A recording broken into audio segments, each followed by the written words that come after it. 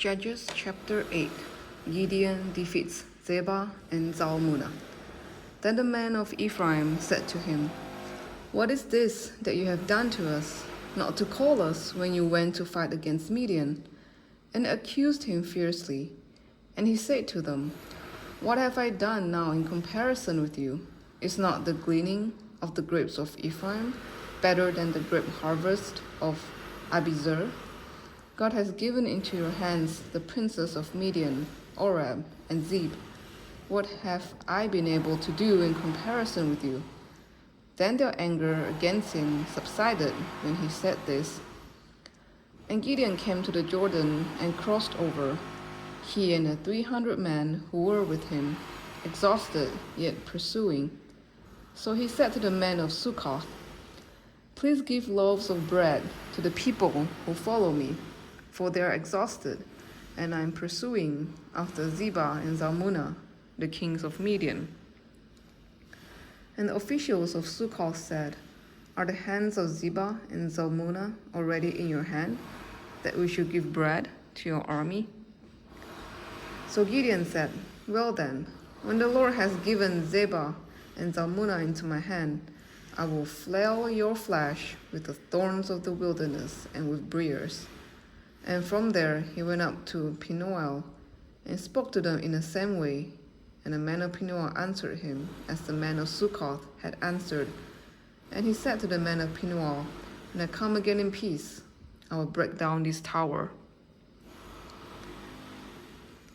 Now Zebah and Zalmunna were in Karkor with their army, about 15,000 men, all who were left of all the army of the people of the east, for there had fallen 120,000 men who drew the sword. And Gideon went up by the way of the tent dwellers east of Nobah and Jogbehah and attacked the army, for the army felt secure. And Zebah and Zalmunna fled, and he pursued them and captured the 2 kings of Midian, Zebah and Zalmunna, and he threw all the army into a panic. Then Gideon the son of Joash returned from the battle by the ascent of Heres, and he captured a young man of Succoth and questioned him. And he wrote down for him the officials and elders of Succoth, 77 men.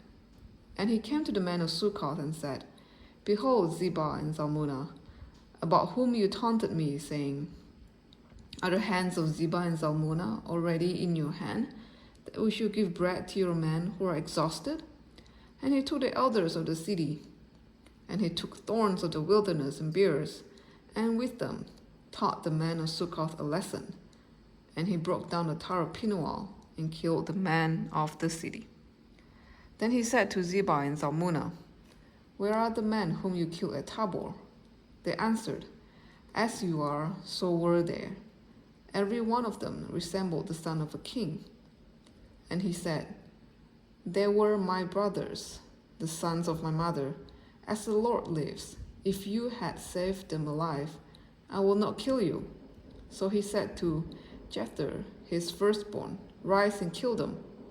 But the young man did not draw his sword, for he was afraid, because he was still a young man. Then Zebah and Zalmunna said, 'Rise yourself and fall upon us, for as the man who is, so is his strength.' And Gideon arose and killed Zebah and Zalmunna, and he took the crescent ornaments that were on the necks of their camels.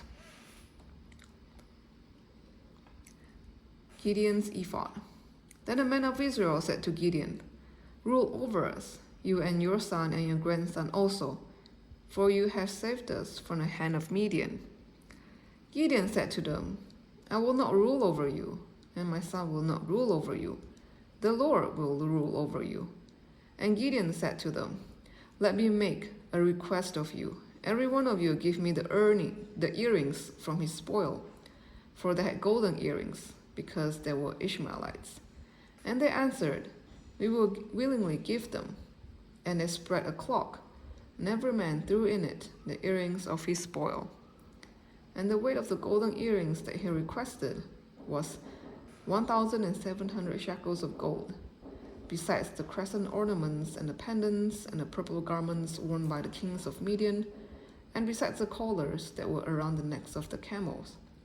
And Gideon made an ephod of it and put it in his city, in Ophrah. And all Israel whored after it there, and it became a snare to Gideon and to his family. So Midian was subdued before the people of Israel, and they raised their heads no more. And the land had rest 40 years in the days of Gideon. The death of Gideon. Jerubbaal the son of Joash went and lived in his own house. Now Gideon had 70 sons, his own offspring, for he had many wives. And his concubine, who was in Shechem, also bore him a son, and he called his name Abimelech. And Gideon the son of Joash died in a good old age, and was buried in the tomb of Joash his father, at Ophrah of the Abiezrites. As soon as Gideon died, the people of Israel turned again and whored after the Baals and made Baal Berith their god. And the people of Israel did not remember the Lord their God, who had delivered them from the hand of all the enemies on every side, and they did not show steadfast love to the family of Jerubbaal, that is Gideon, in return for all the good that he had done to Israel. This was Judges chapter 8.